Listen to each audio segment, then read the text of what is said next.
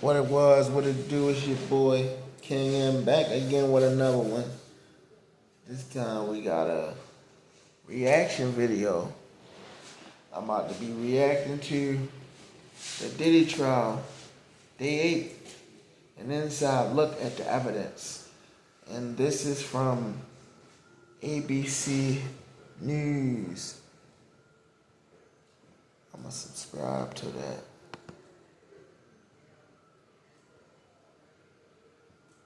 So I guess this video is talking about what type of evidence they got on this case. So let's see where we at.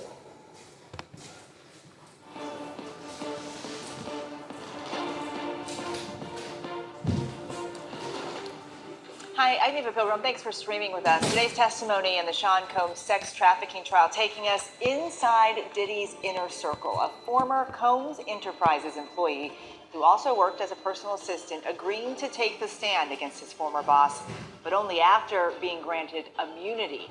So far, telling the jury it was his job to clean up the rooms after freak-offs. Also tonight, our first look inside Combs' Miami mansion, the day federal agents busted the gate open last year to raid it.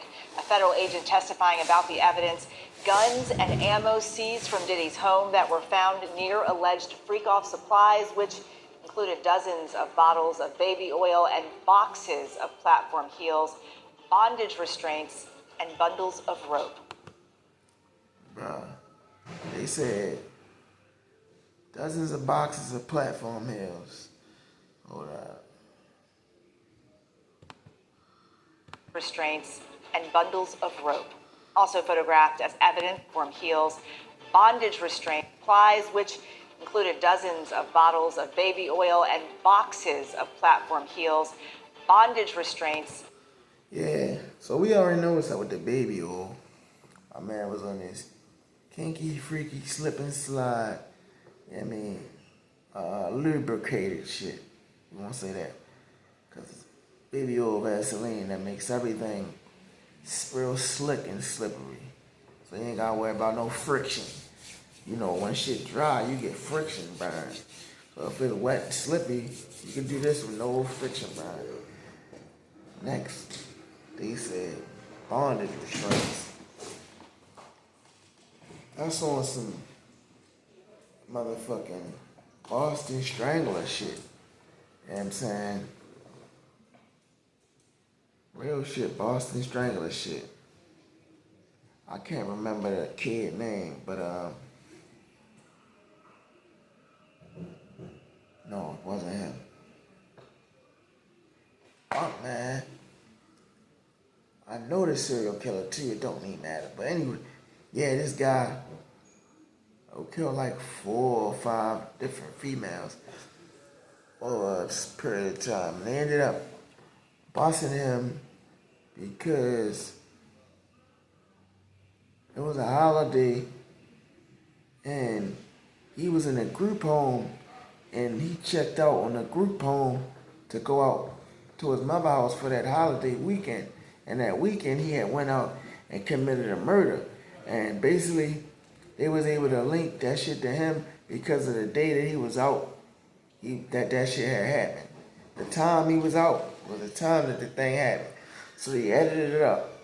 I can't remember his name, but all you gotta do is type in serial killer uses bondage restraints, gets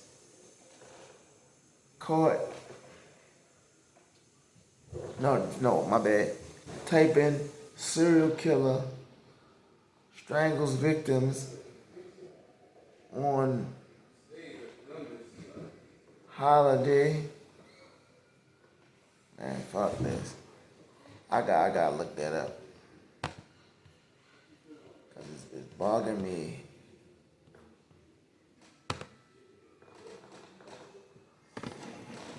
In fact, I ain't gotta do it on there.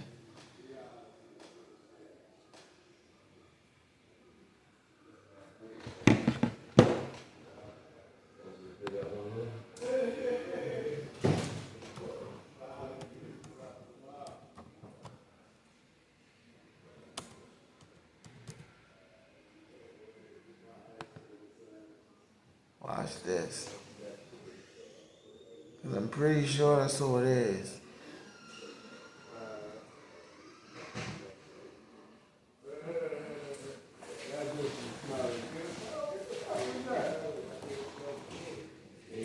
You know what? I'm gonna come back to that.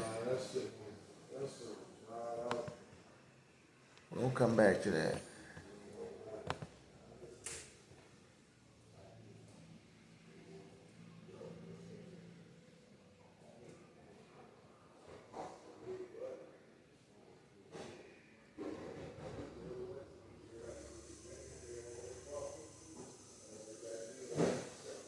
Nah, it wasn't a Bossy Strangler. I can't remember the nigga's name, but yeah. Yo used to like use the rope. He was hog tied. And bundles of rope.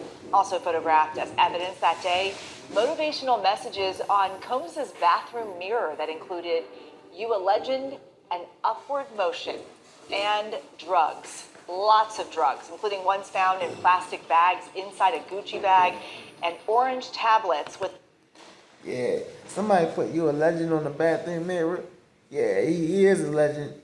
A legend at fucking some sick shit. Motherfucking legend. He definitely, I feel bad because I feel like all his credit, for putting in work in the music industry for all these decades, I feel like it's tainted and it ain't gonna matter. Like anything that's connected with his name, it's really gonna be, looked frowned upon. The Tesla logo that tested positive for ecstasy. Now, Combs has pleaded not guilty to all allegations in this case. A former FBI special agent will join us to break down what it takes to carry out a raid like this. Plus, a former assistant warden is here live with what Combs' life behind bars might look like. But first, let's get right to our chief investigative correspondent, Aaron Katursky, outside the federal courthouse in Lower Manhattan. Aaron, that special agent was on the stand today testifying about what was found at Combs' Miami Beach property. What did they find? Well, you started to list it, Eva. The guns, the drugs, the freak-off supplies. And I think what was most striking, perhaps, for the jury to see was the proximity. There were the AR-15 style assault rifles right in the same shelving unit as the baby oil and the Astroglide and the... Well, they just showed pictures of some powder.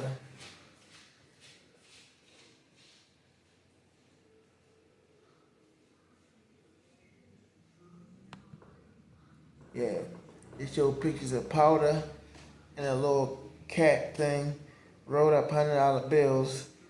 I believe that's coke. So we got some coke, we got guns, we got ecstasy, we got money, we got, because drugs equals money, we got bondage, it's same shelving unit like as the baby oil and the Astroglide and the platform heels and the lingerie. And then in another part of the house, there was the loaded .45 caliber handgun that was found in a red suitcase. All of this was being kept by Combs for what reason we don't know, but federal prosecutors, I think, are hoping to make a link, especially between the guns and the freak-offs, because their whole theory of the case is that Combs used violence and the threat of violence to coerce women, particularly Cassie Ventura, but other women as well, into these sexual performances. Aaron, was there any reaction to this evidence inside the courtroom? The jury, I think, was interested in seeing the weapons, particularly the .45 caliber handgun the special agent from Homeland Security Investigations picked up and paraded in front of the jury box. The drugs seemed less interesting to the jury, but they did see quite a lot of them, including, you mentioned, the Tesla logoed ecstasy. There were... You know why? The guns is more important because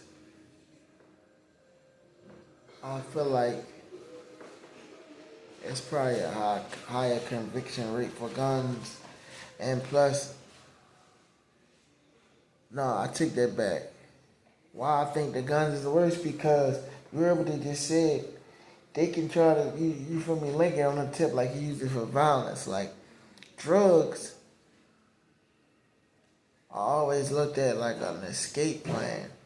So it's kinda like, you look down and feel bad for somebody that's using drugs for the most part.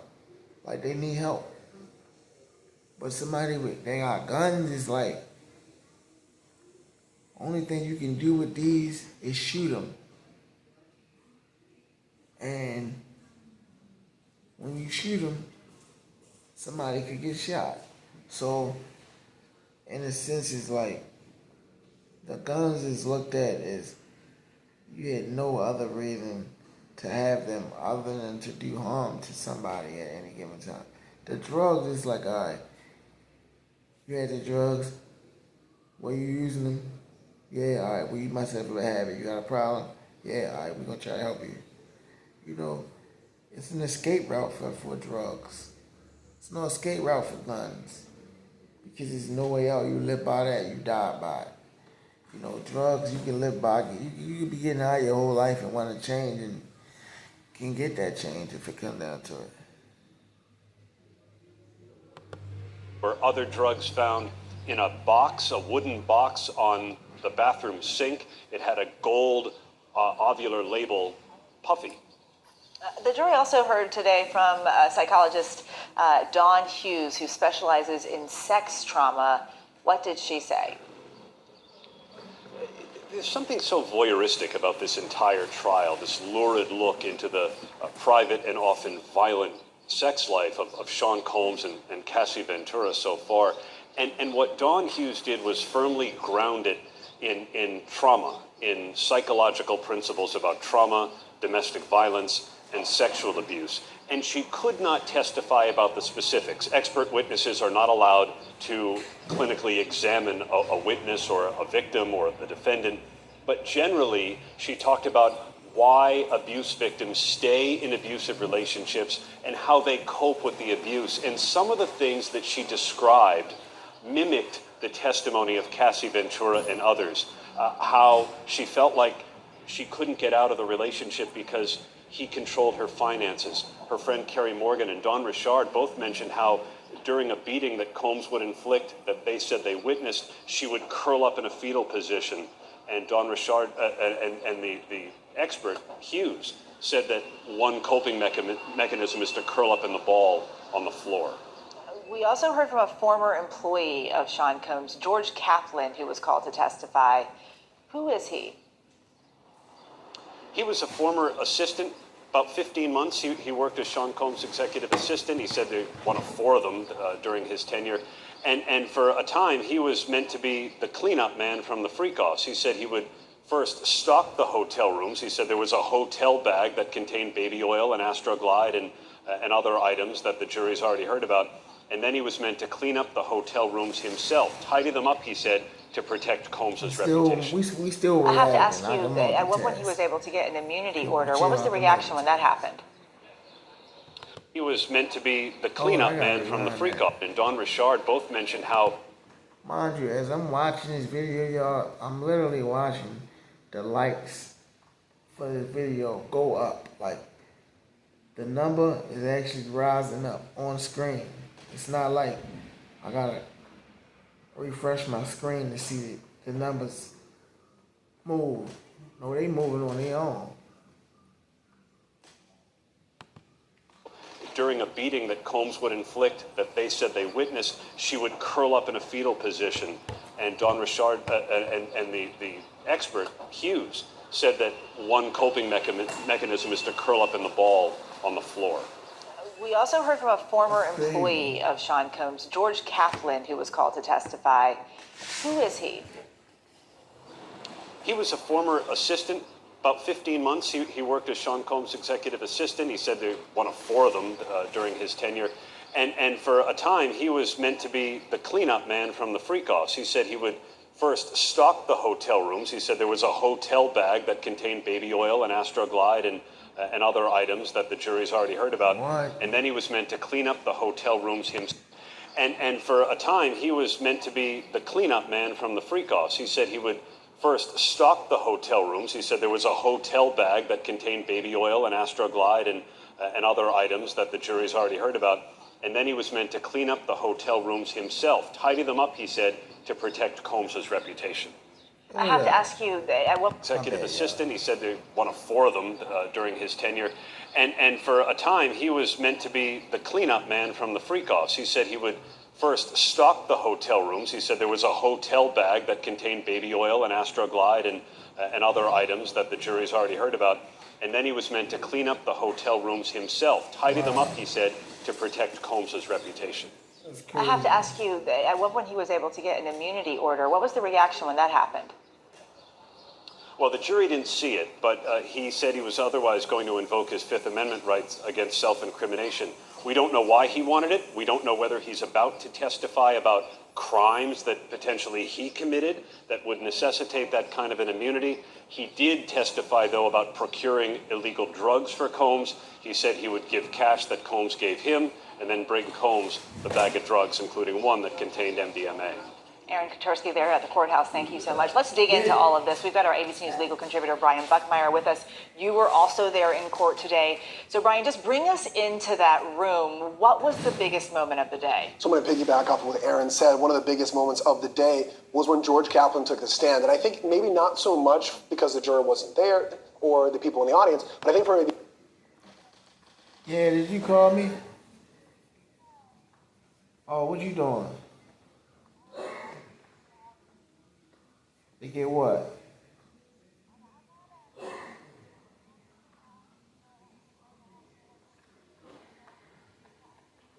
Where was you just at? You said you walking to the lobby. Where you walking from?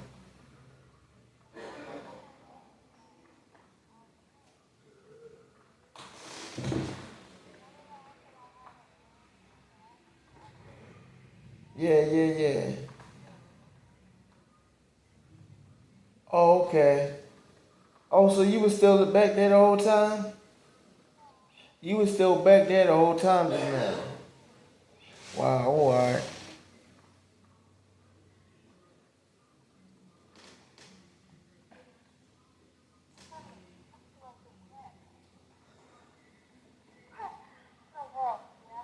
Alright, well, I'm not gonna hang up on you, but I'm doing this video, so just chill, just.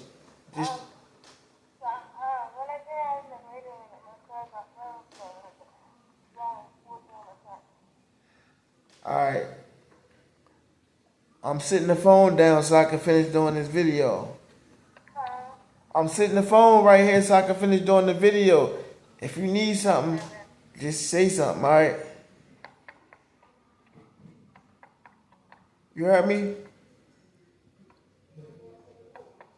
Hello?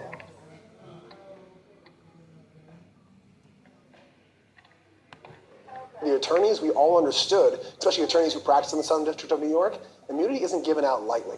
We're all expecting to hear something, some kind of testimony that he needed immunity because he's going to testify about either criminal acts that he did on a...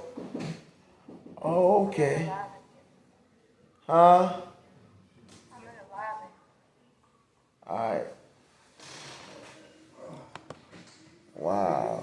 Something, some kind of testimony that he needed immunity because he's going to testify about it. And I think maybe not so much because the juror wasn't there or the people in the audience, but I think for the... Just bring us into that room. What was the biggest moment of the day? So I'm going to piggyback off of what Aaron said. One of the biggest moments of the day was when George Kaplan took the stand. And I think maybe not so much because the juror wasn't there or the people in the audience, but I think for the attorneys, we all understood, especially attorneys who practice in the Southern District of New York, immunity isn't given out lightly. We're all expecting to hear something, some kind of testimony. Okay, I see what's going on here. So, this guy wanted immunity because, huh?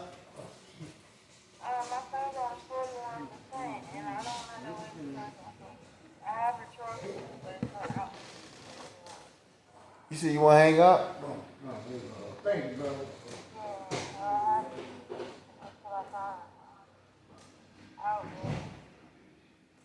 Alright.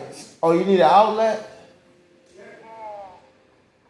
Alright, well, look for one. If you can't find one, ask the security, can they put your phone on the charger? Just tell them that you waiting on a ride and you want your phone to stay charged so it don't die. If you can't find the socket, but if you can find one, don't say nothing to them.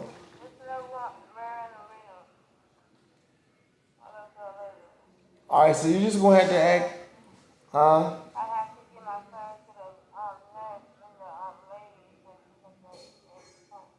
Yeah, all right, all right. She gonna do it for you. Tell her just be like, can you please tell her you got the charger. Tell her you just want them to hook it up for you for like 30 minutes to an hour.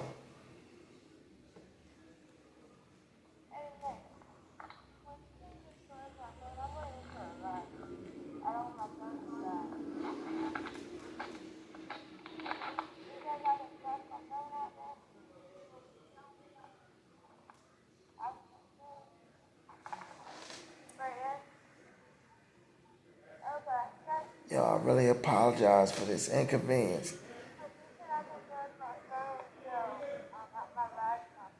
They got a socket for you, or she gonna do it?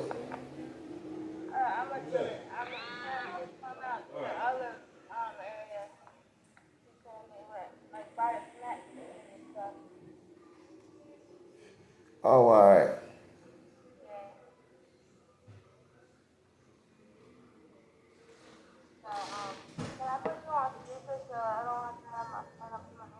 Yeah, I told you go ahead and do that. Plus, I'm still working on my video. So I gotta put the phone down anyway. Alright, baby. I'm gonna call you back then. Alright, you wanna just call me back? Yeah. Alright. I love you. Love you too. I miss you. I miss you too, Pumpkin. I miss you. I love you. I can't wait to see you, alright? Alright, Pumpkin. Love you too. Call me in a little bit.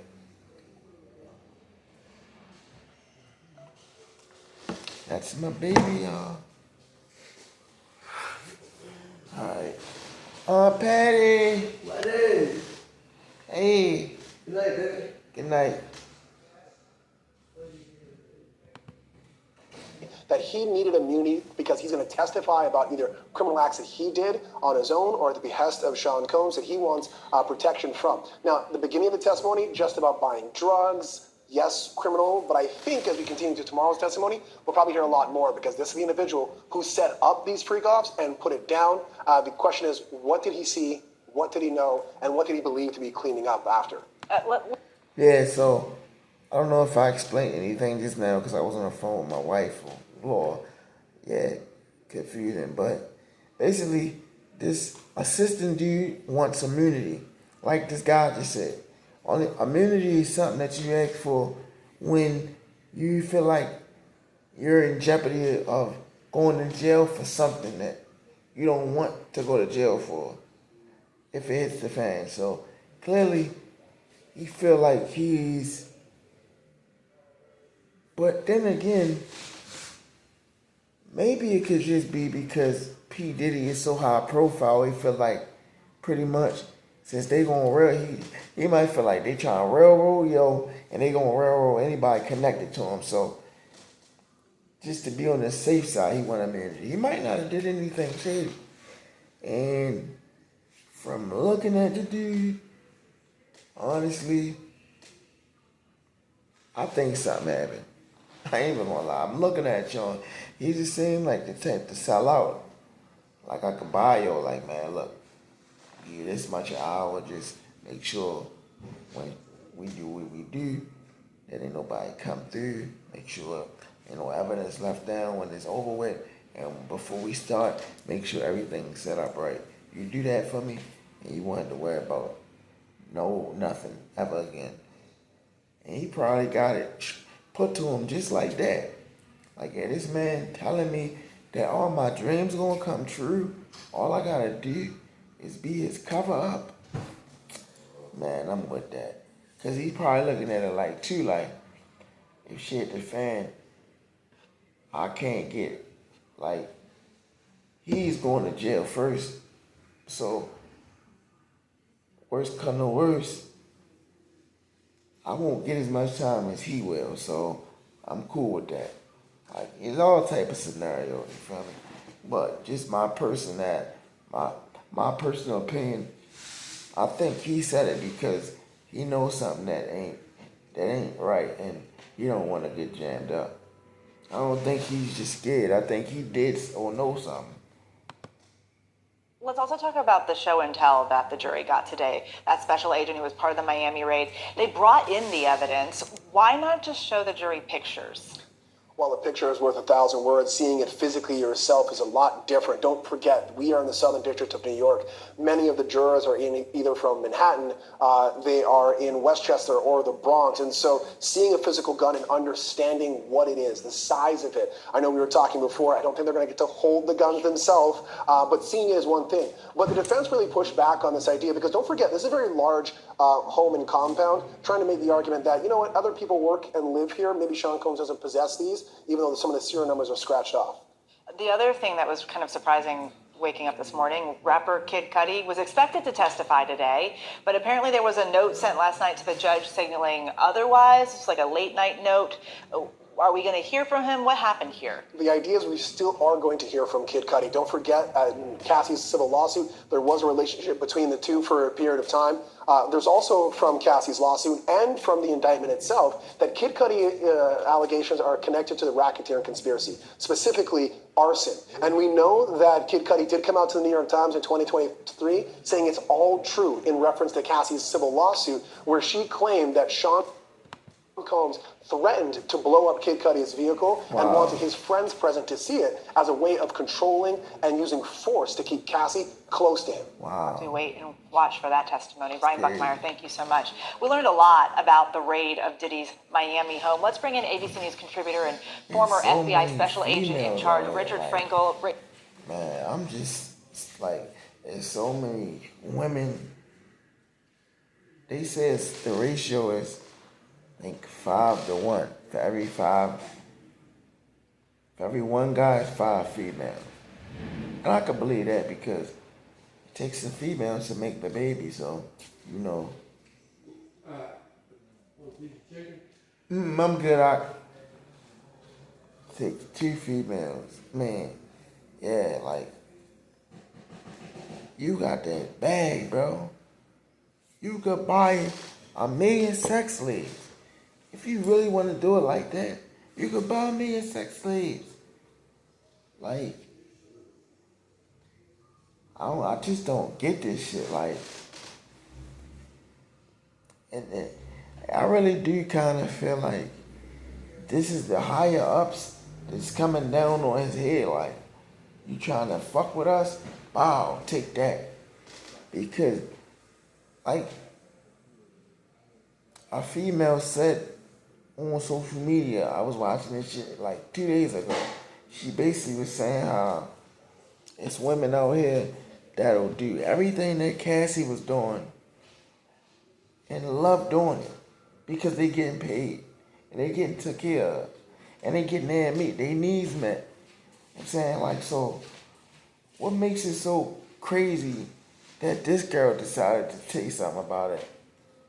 I feel like the only reason why it's this big is because she was famous too. Not as famous as him, but still. Like, she had her own money. Like, then she had her own money too. Like, I just don't know, man. Like, shit crazy. Right. You worked for the Bureau for 20 years, supervised and executed many FBI raids. And I want to point out that you were not involved in any raids involving Sean Combs. But just walk us through how something like this goes down. Once a judge signs off on a raid, what happens next? Well, actually, the judge doesn't specifically sign off on the raid. He will authorize a warrant. He'll authorize a search warrant, arrest warrant, and then once you have that, then you begin the process of doing surveillances of the location to see what they're like, finding out who's inside the location, starting to plan everything associated with the arrest and the execution of the search warrants. How many people you're going to need, what time you're going to go, who's going to be at the front door, the back door. All of that is planned out once you get those warrants. The government actually released images and maps of Diddy's home. Is that a typical part of the planning? Oh yeah, you're going to have maps. You're going to have maps not only of that area, but you're going to have maps going to.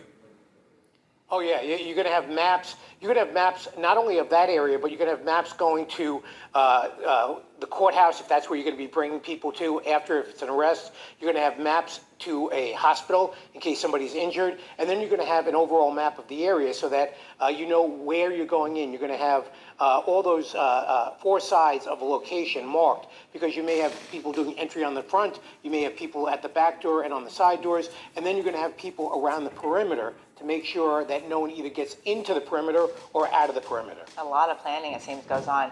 Today, the jurors saw some images of what was inside Diddy's home, including seeing the guns and the drugs. You know, once those agents are in the house, how do they go through everything? Well, you do it in a very systematic manner. You're not going in there and just, going through one room and just checking things. You're going to have somebody who's in charge of the execution of the search warrant.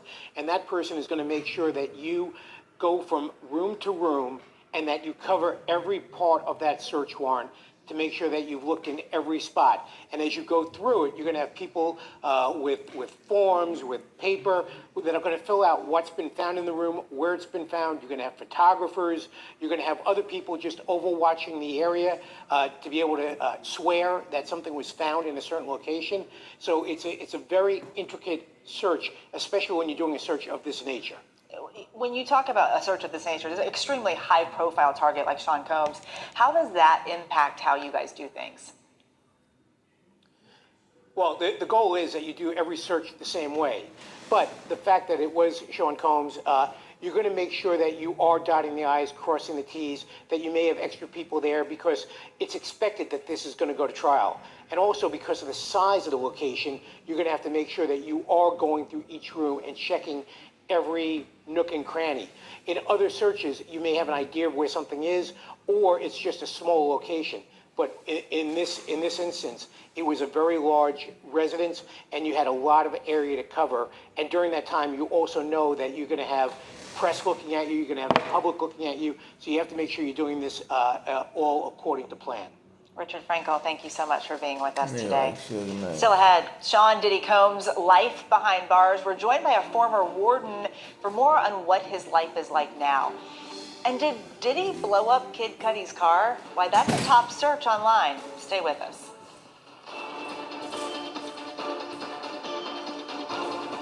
Kid Cudi got a couple hours too.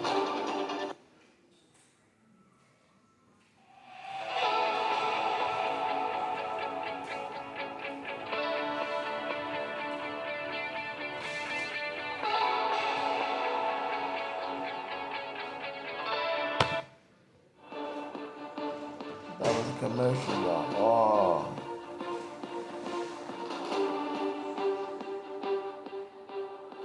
Welcome back to Burden of Proof, the case against Diddy. Let's break down the legal strategies we saw playing out in court today. Brian Buckmeyer is back playing the defense. Bernarda Villalona playing the prosecutor. Bernarda, let's start with you. The evidence that we saw here today, guns, ammo, those freak-off supplies. What are prosecutors wanting the jury to think seeing all those things? So the prosecutor definitely wants to paint a picture in the sense of that you heard testimony already from Cassie and other witnesses about the ingredients at any freak off having to deal with the baby oil and the Astroglide. But now here you have confirmation, you have corroboration, because guess what? It was found in Diddy's home. So now you have more than a person's testimony as a piece of evidence. Now you have the physical evidence showing that. Now in terms of the gun, now when we talk about racketeering racketeering conspiracy. When we talk about RICO, you think of mob-style people, right? Guess what? Diddy is considered the leader of that RICO conspiracy. So you want to tie that mob mentality with, guess what, 2 AR-15s. Look at this bad guy, this big guy. He has AR-15s in his home. And also try to dirty him up a bit. Hey, in the end, they recovered it from his house, so it's fair game for the prosecution. Yeah, okay, for the defense, this evidence, is it a problem? Why? Whose guns is it? Is it registered to Sean Combs? Does it have his fingerprints? Does it have his DNA? It was in his bedroom. It was in his free closet. Okay, so I think for the defense, the argument here is this is not my home, or your home that only one person lives in it. Who has access to Sean Combs' home? This is a mansion. His master bedroom? Like, who else has access to his master bedroom and is inside of his closet? You mean one of his master bedrooms of the 6, 7, 8 homes that he has where people both work and live in his home? There's a studio in his home. There's all a bunch of things. The defense tried to get out the fact that this investigation was not thorough in the sense of trying to identify Sean Combs as the individual who actually owns these guns. And they had multiple ways of doing so. And so you create reasonable doubt by saying this is a home not like ours. But they don't have to prove that he owns it. They just have to prove that, actually, they don't have to prove anything having to deal with the guns because there's no allegation that he possessed a gun in an indictment. Well, let's so he's talk not about those charged guns a with little it. bit because we were told that. So sound like the female is against y'all. Sound like bro is kind of like fair game in it. Like she just, it was in his master's bedroom. Then you hear bro, like he said, it was in one of his master bedrooms of one of the many houses that he owns. Like that's not the only house he live in. And they got mansions everywhere. Like, and I don't think that's the house that he stay in full time. Like, I think that just happened at their house. There were defaced serial numbers Exactly, on those so you guns. can't track them. I mean, why? Why have defaced serial number guns in your home? We can ask the former prosecutor, and she's going to have her answer. But the idea is that you're trying to evade criminality, that you have a defaced gun because you don't want it to be traced. It's either traced to another crime, or you don't want to have it traced back to you if it is used for a crime. But again, the idea becomes, this is Sean Combs, who lives in a massive house where many people live and work there. And this is also Florida, where people have guns for multiple reasons. And so if they're not attaching the guns to Combs or some sort of criminal enterprise, it's simply that these guns are here and they could be his. Yeah, but the inference is still there because remember, you have the Mr. James who testified as to that. She said, yeah, but, like, bitch, stop saying but and just go along with what he's saying. Nah, I don't go along with what he's saying, but, yeah, stop knocking a nigga. I hate people that, yeah, but when you say but people, you negate everything that was said before that. Word for the wise. So if you don't agree with something, but you don't want them to feel like you are going against them, don't say but. Just say, I feel what you're saying. Don't say but. Just say, I feel what you're saying. Once you say, I feel what you're saying, but, then they feel like, man, this nigga ain't trying to hear what I'm saying. Or this lady ain't trying to hear me. You feel me? You can't throw that in there. At one incident when they were going after Suge Knight, and guess what? Diddy had 3 guns on his lap. Granted that this house is the Florida house, not the California house. I am curious to see whether at the California mansion, what is it that they recovered from there? Okay, let's also talk about the other thing that happened today that I thought was really interesting, which is this whole immunity situation. Oh, yes. The former assistant, like, asking for immunity before he testified. For the prosecutor, why would you grant immunity? So I was in the courtroom when this all went down. So the AUSA decided to do this out of the presence of the jury, meaning the jury wasn't present when the witness got on the stand and said that he was going to exercise his Fifth Amendment privilege against self-incrimination. So this happened out of the presence of the jury. I would back it up a bit. When Mr. Kaplan first walked into the courtroom, Diddy had turned around, looked at him, and they smiled at each other and head nodded before he actually got on the stand. And I was like, the fix is already in. So you already knew he was going to say that he wanted immunity because he doesn't want to testify against Sean Combs. Now he's finally on the stand. When it comes to determining as a former prosecutor whether you want to give a person immunity, You have to get something of value. There must be something of value that this witness is able to give you, that you're willing to give them immunity, saying, guess what? You get a free pass for whatever you're going to testify, minus perjury. And they know that. And so what the defense is going to do is say, no one gets immunity just because they have something to say. They give immunity because they have something significant to help in the case. So the question is, are you making up that significant thing so that the government doesn't come after you? Because oftentimes you get immunity. It's not just because like, oh, well, we're being nice to you, let's give it to you. Like, no, we're going to convict you of a serious crime and you're going to spend serious time in jail, or you give us something and then we don't come after you. So is that something real or is it fake? But then why would you be smiling at the defendant and nodding heads if there was something to give? I mean, I don't know. It was an uncomfortable situation in a sense where, but since it happened outside of the presence of the jury did not see that. It was a completely different story when Mr. Kaplan came in to take the stand in front of the jury. There was no head nod. There was no face contact between the two. He went straight to the stand and took the stand. And of course, his attorney was also present inside of that courtroom as well. We'll have to wait and see what else he says tomorrow. He said, well, why would he do Bernardo, Brian. Oh, This white chick said, why would they do that? Bitch, they don't know. They not in their heads. They want to know just like you want to know. Damn, that man, that freed frame was on point, shorty. always fun with you too. Still ahead, Sean Diddy Combs' life behind bars. We're joined by a former warden for more on what his life is like now. And did Diddy blow up Kid Cudi's car? Why, that's a top search online. Stay with us.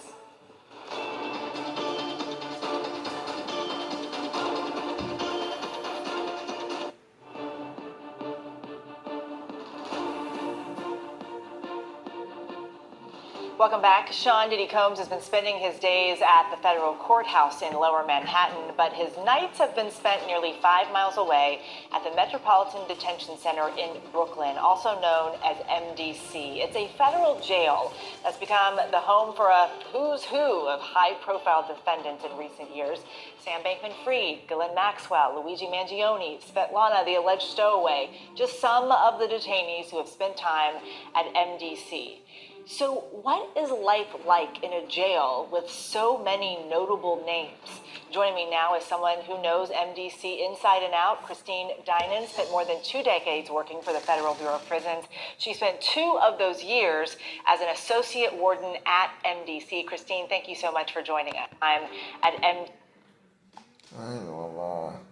I want to look up these people that's supposed to be high profile people.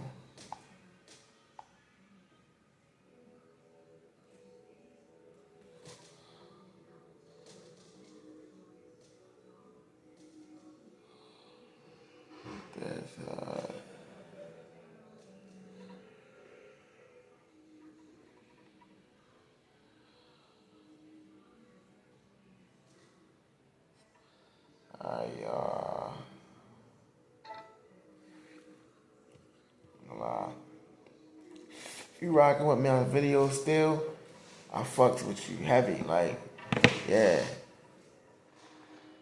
If you turn me off though, you ain't a True Blue fan.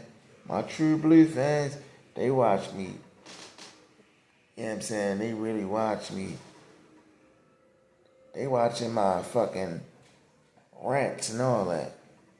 Yeah, that's my True Blue fan going. DC. So what is life like in a jail with so many notable names? Joining me now is someone who knows MDC inside and out, Christine Dinan. I'm sorry? What's a typical day like for someone like Sean Combs? Does he get any kind of special treatment inside a jail like this? Sure. So it all depends on where they're housed. So individuals housed in a special housing unit will have a much different day than an individual in general population. Individuals in general population will generally rise at a certain time. Food will be brought to them. In jails, because there's the need often to keep other inmates separated from one another, inmates do not have freedom to roam throughout the jail. It's generally very structured movement and generally under an escort. If they're in 24-hour lockdown or a special housing unit, their movement is very, very limited. And they would essentially leave their cell for maybe an hour, maybe more, depending upon the jail, to go to recreation, get some outside air. And then upon request, they can leave their cell sometimes if they need to go to the law library, for example, which is also located in that unit. I'm curious, why have we seen so many big names locked up there at MDC? That would end up falling on the arresting agent, right? So whoever ends up at a jail is based on the law enforcement agency that comes before it. So the role of the jail is really to house and confine individuals. All right, y'all. If y'all like what I'm doing on this page, this channel, like my stuff, comment, subscribe, and tell a friend. And tell that friend and tell a friend. What y'all think about this? Y'all heard what's going on. I feel so many different type of ways. It's crazy. But yeah.